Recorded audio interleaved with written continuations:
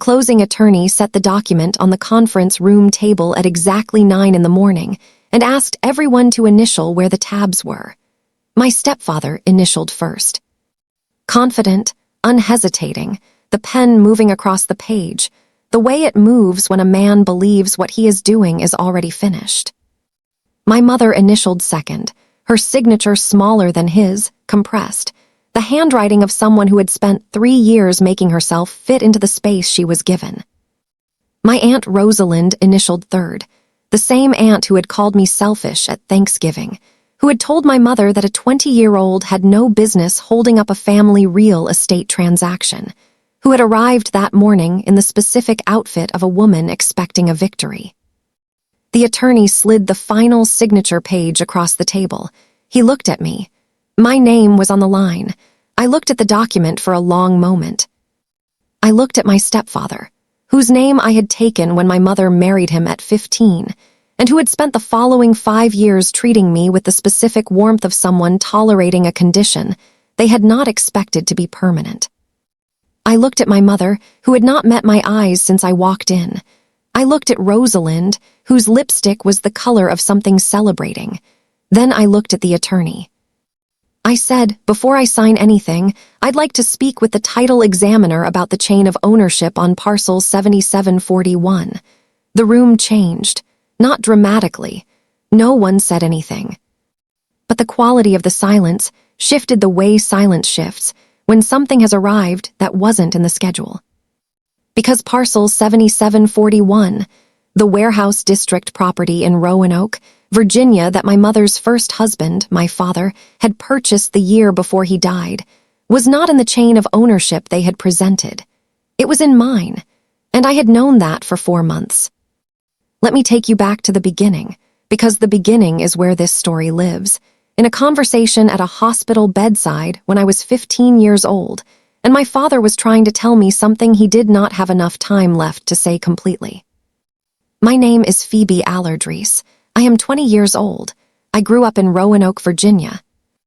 The only child of a man named James Allard, who built a small but real commercial property portfolio over 20 years, and who died of a cardiac event on a Tuesday afternoon in March when I was 15 years old and was in 7th period AP biology and did not find out until my aunt's car was in the school parking lot instead of the bus. My father was not wealthy in the way that word gets applied to people who are unaccountable. He was comfortable in the way of a man who had worked carefully for 20 years and made decisions that compounded the way careful decisions do. He owned 3 commercial properties in Roanoke's warehouse district, buildings that had been converted or were in the process of conversion into mixed-use rental spaces during the period when the city was doing the slow particular work of reclaiming industrial land for residential and commercial use.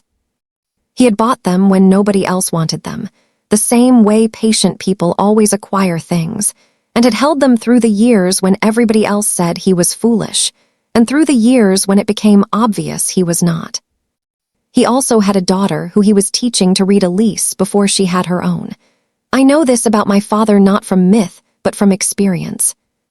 On Sunday afternoons, from the time I was 8 years old, he would bring me to whichever property needed attention that week. Not to learn by watching, but to learn by doing. He showed me how to check a load-bearing wall's integrity by pressing along the base. He showed me how to read a rent roll. He showed me the difference between deferred maintenance and structural damage and why the distinction mattered to the numbers. He talked to his tenants the way he talked to me, with the specific respect of someone who understood that the relationship was a partnership rather than a hierarchy. I absorbed all of it the way children absorb things that happen consistently in the presence of someone they love, completely without knowing I was absorbing it. My mother, Claire, had different qualities than my father, but was not, in those years, a different kind of person. She was warm and slightly scattered, and laughed too loud at things that surprised her, which was often. She and my father had a marriage that was functional and affectionate, and built on the accumulated weight of 15 years of ordinary shared life, which is its own kind of love and should not be underestimated. When my father died, everything changed. Not immediately and not in any single moment, but gradually. The way things change when the structure that organized them has been removed and the remaining elements begin, slowly, to shift. My mother grieved. I grieved. We grieved differently because we had lost different things. She had lost her husband, and I had lost my father, and those are not the same loss, though they share an address. We did not always know how to be in the same room with our different griefs, without one of them crowding out the other. Into this gap, about 14 months after my father's death, came a man named Dennis Reese. Dennis was 47 when he met my mother at a fundraising event for a hospital where a mutual friend volunteered. He was in commercial insurance, not the interesting kind, the administrative kind, the kind where the primary skill is understanding policy language rather than risk. He was pleasant in the way of people who have decided pleasantness is the most efficient social strategy and have practiced it into something that functions as warmth without quite being it.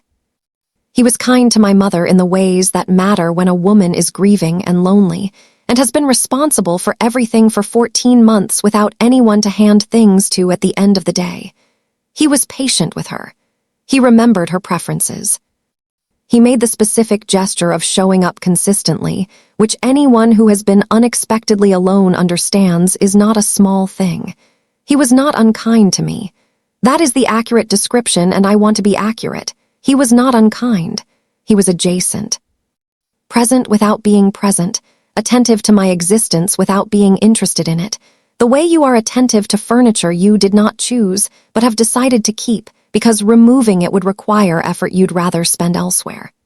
My mother married him 18 months after they met. I was 15. I stood at the small ceremony in the garden of the friend's house where they'd had their first date, and I wore the dress my mother had picked, and I smiled in the photographs because she was happy and her happiness was real, and I loved her. But I had seen, in the months before the wedding, something I had not yet learned to name. Dennis had opinions about my father's properties, not aggressive opinions at first, casual ones.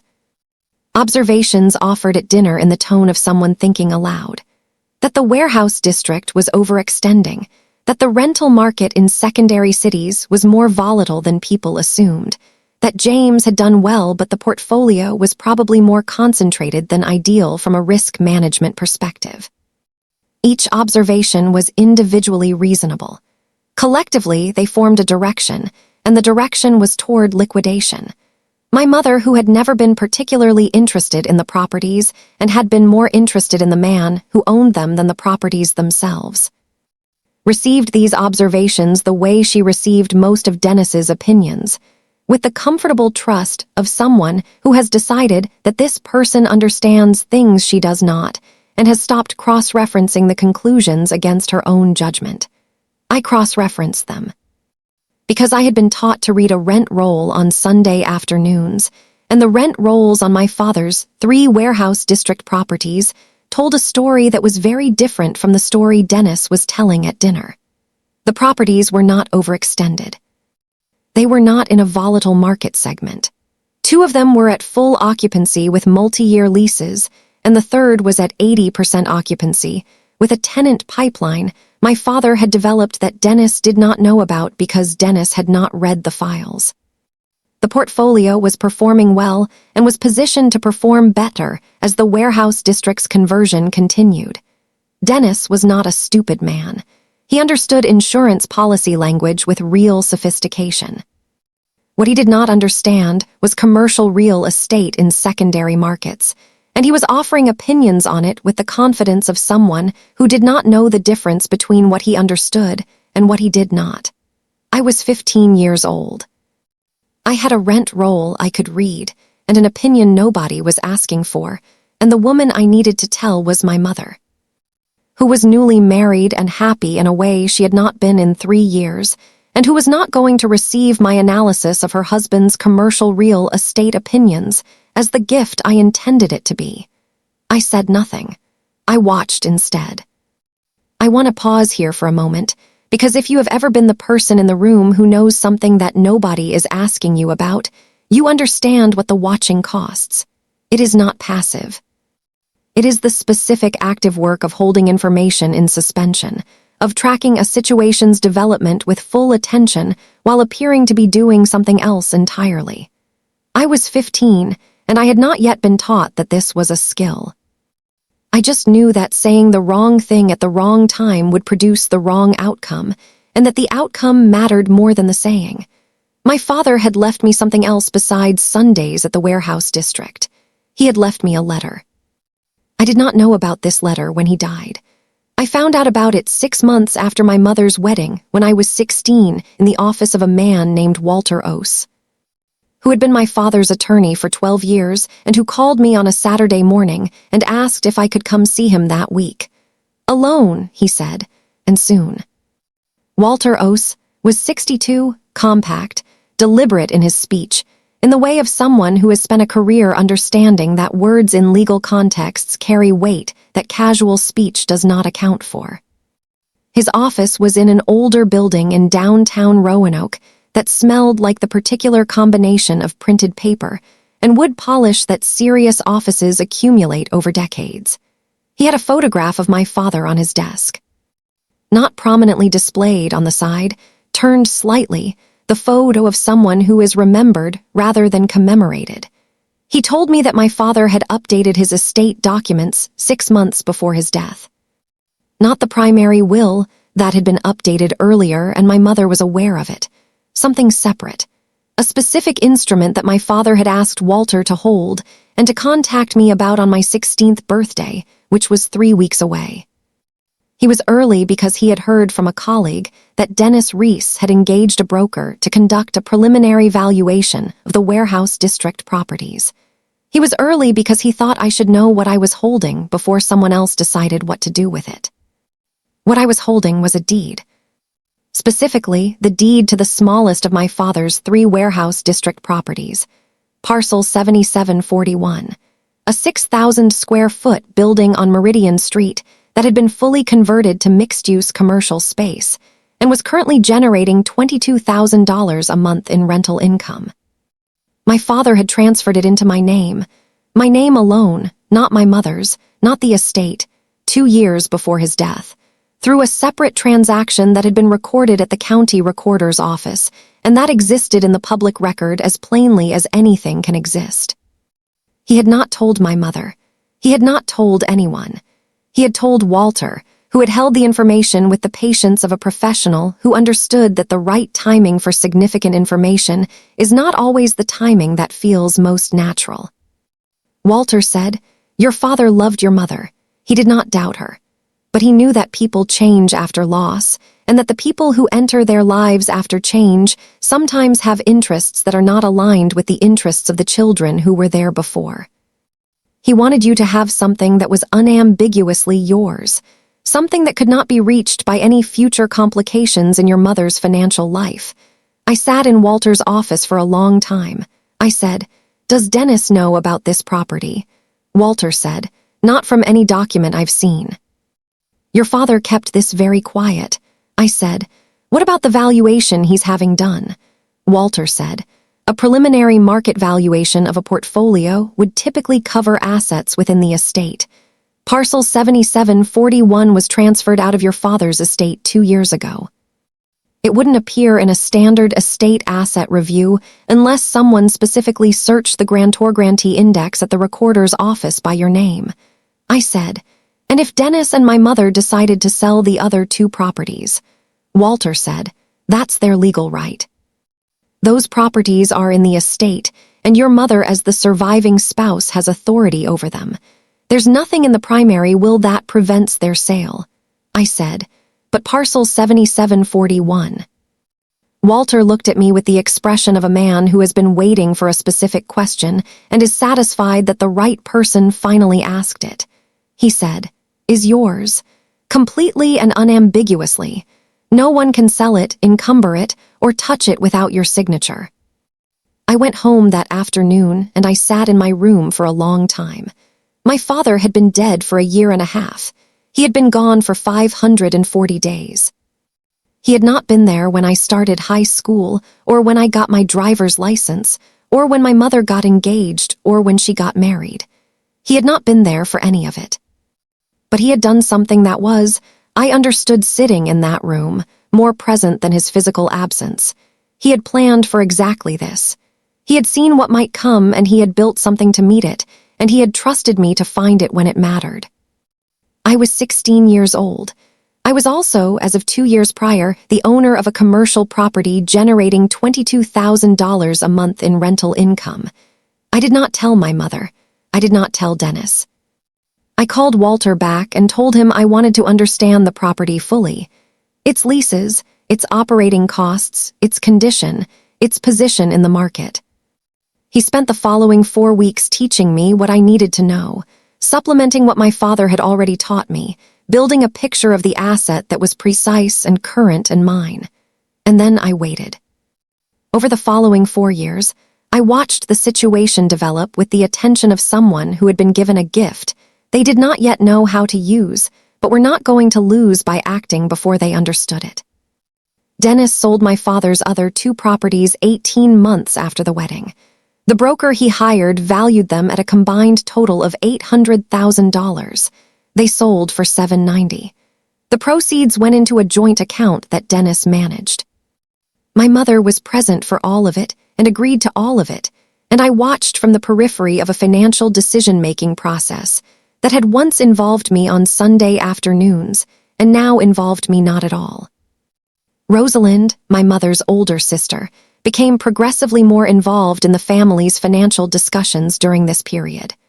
Rosalind had always had the quality of someone who arrived at family gatherings prepared to be useful and then gradually became the person who organized the gathering.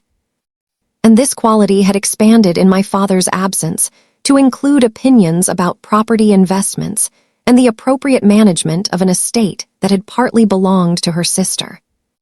She and Dennis shared an assessment of financial matters that was characterized by confidence, untethered from the kind of analysis that would have supported it. They agreed with each other in the specific way of 2 people who have found their conclusions first and their reasoning second. They also, I learned from a conversation I was not meant to hear in the spring of my first year of college, had a specific conclusion about parcel 7741. I came home for spring break. The first evening Dennis and Rosalind were in the kitchen after dinner. Voices low but not quiet enough for the layout of that house, which my father had designed, and which channeled sound from the kitchen to the hallway, outside the study, in a way that was purely architectural and entirely useful. Rosalind, the warehouse district is appreciating faster than any of us expected. The Meridian Street building alone must be worth. Dennis, I had it informally appraised last fall, around 1.4. Rosalind, James bought it for what? Dennis, 280. It's been appreciating for years and the rental income is solid. If we could include it in a package sale with the Colton Street property Claire still has interest in through the trust. Rosalind, can you get Phoebe to sign? A pause. Dennis, she's 20. She doesn't understand what she's holding. Rosalind, does she even know she has it? Dennis, Claire doesn't know, which means Phoebe would have to have found out some other way. I think we can present it to her as a family financial decision. Consolidation, college expenses, a reasonable offer for her share. Rosalind, what's reasonable? Dennis, I was thinking 75,000. 75,000. Out of a property worth 1.4 million, generating 22,000 a month. I stood in the hallway and I let the number sit in my chest, and I thought about my father reading lease agreements on Sunday afternoons. And I thought about Walter Ose saying your father wanted you to have something unambiguously yours, and I thought about how thoroughly Dennis and Rosalind had underestimated both my father and me. I went to my room. I texted Walter 2 words, "They're moving." He replied in under 5 minutes, "I know, call me tomorrow. If this story is doing something to your pulse right now, I completely understand. Hit that subscribe button and tell me in the comments what city you're watching from. I read every single one." Now let's keep going, because what happened next required 4 months of the most patient preparation I have ever done. Walter and I spent those 4 months building what he called a complete legal posture. Every document related to parcel 7741, organized and verified. The original transfer deed. The county record. The rental agreements with current tenants, which Walter had been maintaining on my behalf since I turned 18 and had formally assumed management. The independent appraisal Walter had commissioned, which valued the property at $1.47 million, nearly matching Dennis's informal number, but carrying the legal weight of a certified assessment. He also walked me through what Dennis would need to acquire the property from me. My signature. That was the complete list. My signature, because my name was on the deed and no legal instrument could transfer the property without it. And he walked me through what would happen if Dennis attempted to proceed without it. That, Walter said, would be a different kind of conversation. I went back to college. I attended my classes. I managed the property from my laptop in my dorm room, reading the monthly statements my tenants uploaded to the shared drive Walter had set up, approving maintenance requests, doing what a property owner does when they have been well taught and are paying attention. I did not call my mother. I want to explain this, because the question of why I did not tell her is the question that has the most complicated answer. I did not tell her because I had watched, over 4 years, what happened when information about property and money entered the space between my mother and Dennis. It reorganized around Dennis. Not because my mother was weak, but because she had decided that Dennis was the person who understood these things. And once a person has decided that about someone, the information they receive gets filtered through that person's interpretation before it reaches them fully. Telling my mother at that point was the same as telling Dennis, and I was not ready to tell Dennis. I was preparing to show him. The meeting was Dennis's idea. He called me in January, 3 weeks before my 20th birthday, with the specific warmth of a man who has decided to be generous. He said the family was going to be in Roanoke that weekend for my birthday. He said there were some financial matters they wanted to discuss while everyone was together. He said he thought it would be good for me to understand the full picture of the family's financial situation so we could make decisions together as adults. Together as adults. The phrase landed the way it was intended, as an invitation, as a sign of respect. I accepted it the way it was intended. The meeting was set for Saturday morning at a title company downtown. Dennis had already scheduled a closing attorney, which told me he had proceeded further than the kitchen conversation had suggested. He had prepared documents. He had planned this to conclude in a single meeting. I called Walter that evening. He said, "They've filed preliminary closing documents on parcel 7741 based on a deed transfer they believe will happen at the meeting. They need your signature to complete it." I said, "What happens if I don't sign?" He said, "The transaction cannot close. The property stays in your name, and Dennis will have paid closing costs and attorney fees for a transaction that produced nothing." I said, "I want you at the title company on Saturday." Walter said, "I've been looking forward to this for 4 months. My Aunt Rosalind arrived Friday evening. She was 53, silver-haired, wearing the coordinated separates of someone who considers their appearance to be part of their argument. She was warm to me in the specific way of someone who has already decided what you are going to do and is maintaining relationship warmth to ensure your cooperation. We had dinner. Dennis talked about the market. Rosalind talked about the importance of financial clarity. My mother said things like Dennis knows best about these things, and I found myself watching her face with the specific sadness of someone who has seen a person give up something they didn't have to give up. After dinner, I called Walter. He said, "Ready?" I said, "Ready." Saturday morning. The title company's conference room on the 4th floor of a building on Campbell Avenue. Floor-to-ceiling windows, a view of the Blue Ridge at the edge of the city's skyline. A long table with water glasses and legal pads, and the particular atmosphere of a room where financial transactions conclude.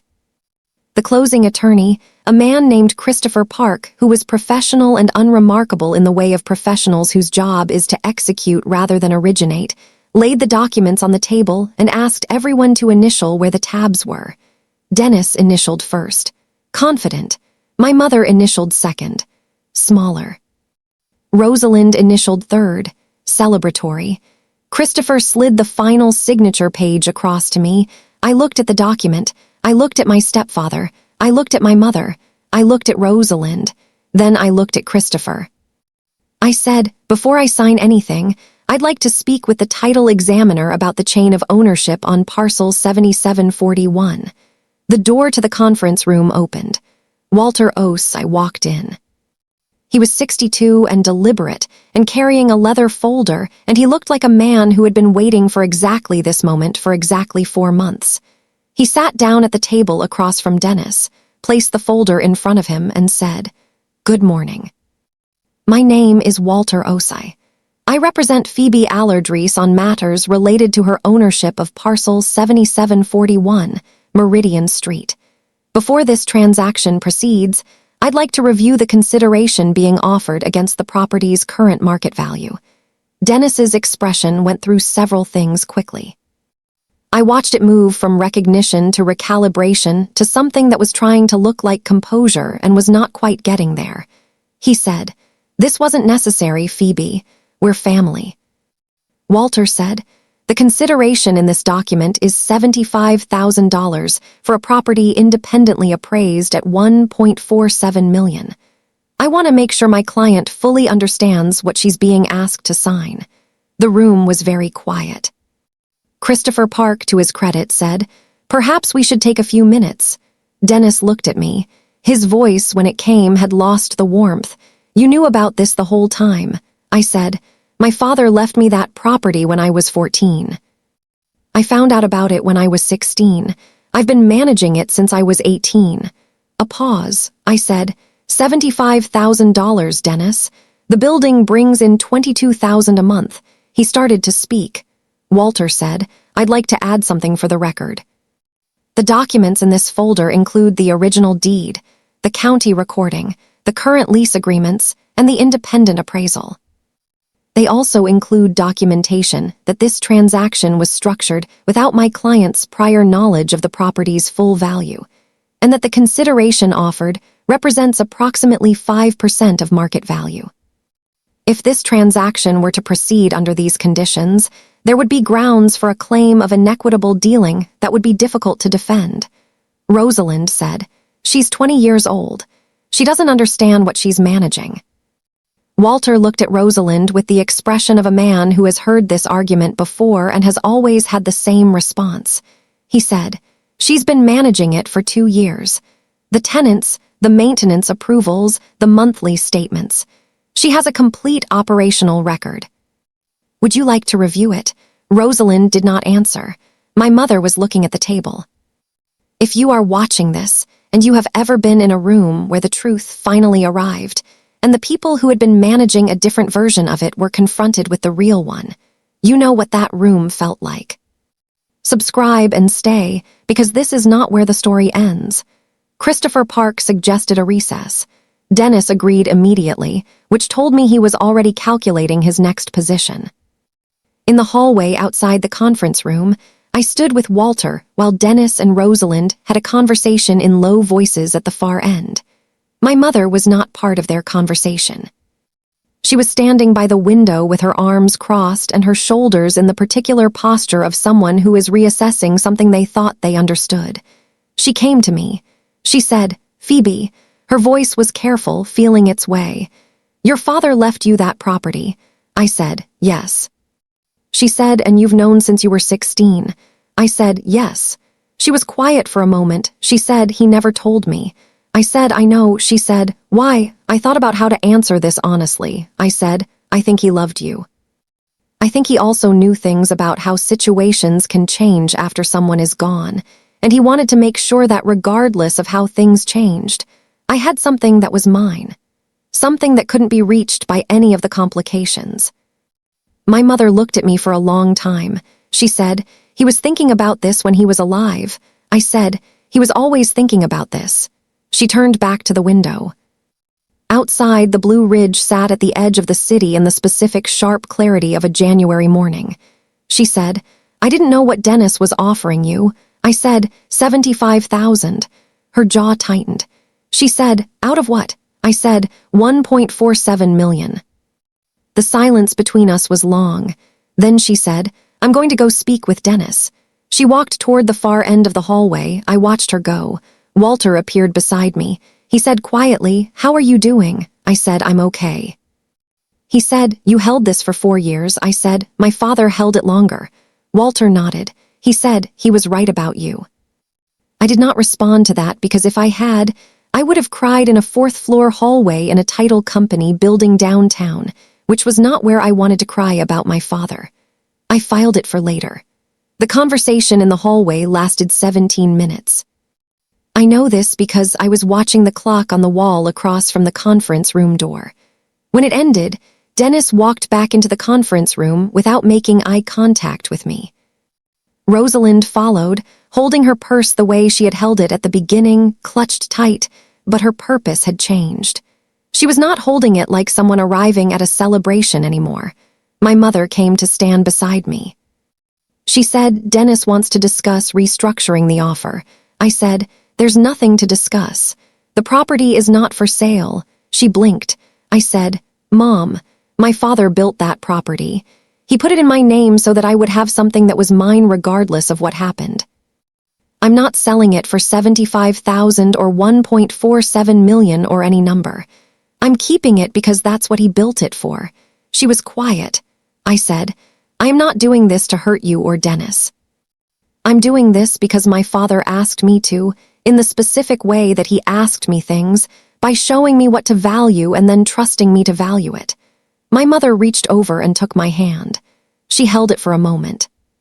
Then she said, "He really did know, didn't he?" I said, "He really did." We went back into the conference room. Christopher Park looked between us with the professional patience of a man accustomed to transactions that do not proceed as initially structured.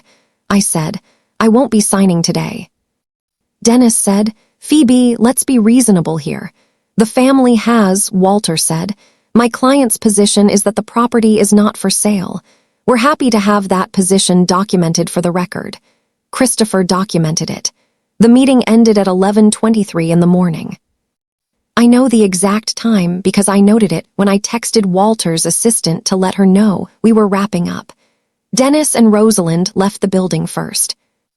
I watched them through the conference room window as they reached the sidewalk below, Rosalind saying something with her hands, Dennis with his jaw set in the particular configuration of a man whose plan has collapsed and who is already building a narrative about why that is someone else's fault. My mother and I rode the elevator down together. In the lobby, she stopped.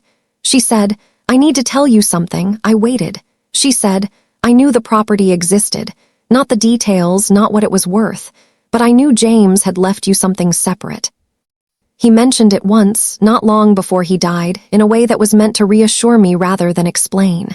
He said, 'You won't need to worry about Phoebe. She'll be taken care of regardless.'" I stood there. I said, "Why didn't you tell Dennis?" She looked at me with the specific expression of a woman who has arrived at something difficult. She said, "Because part of me understood what James meant when he said regardless, and I didn't think that part should be explained to everyone." We stood in the lobby for a long moment.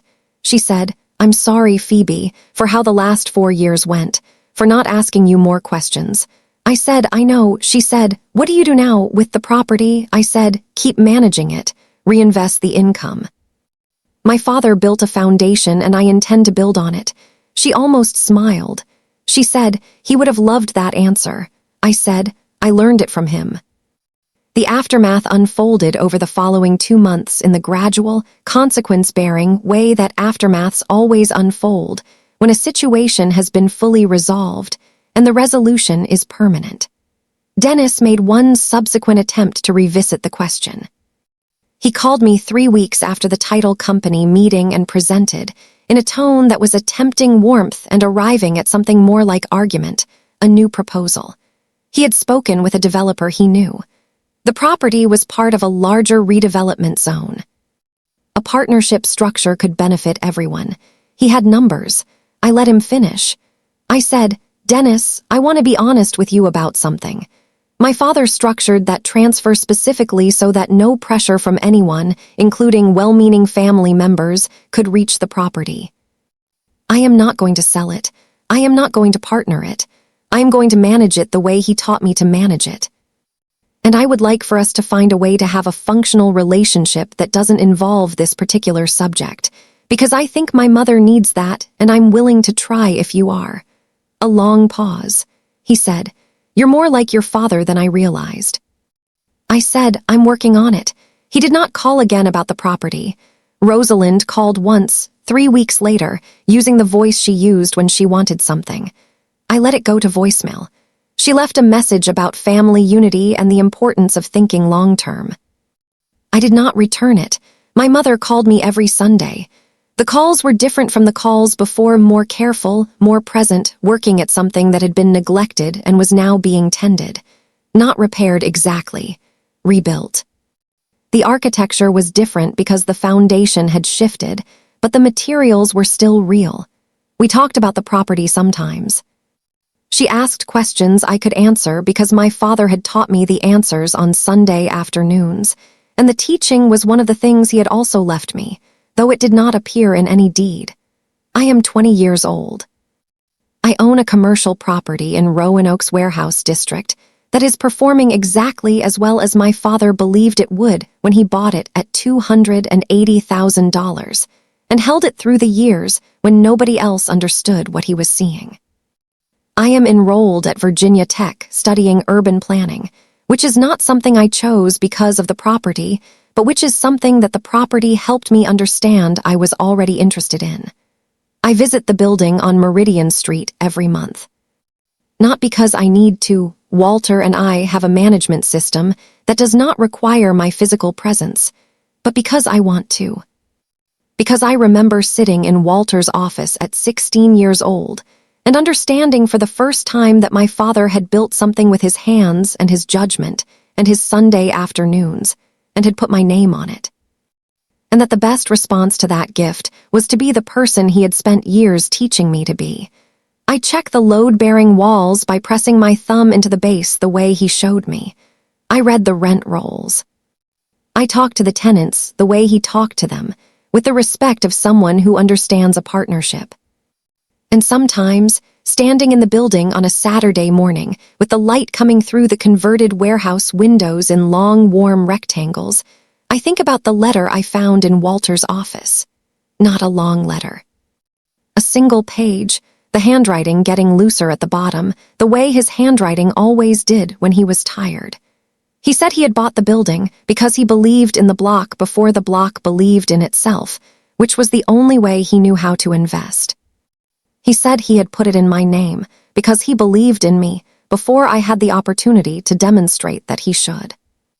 He said the rent rolls would teach me more than any textbook if I read them the way he had taught me, not for what they said on the surface, but for what they said about the relationship between the building and the people inside it.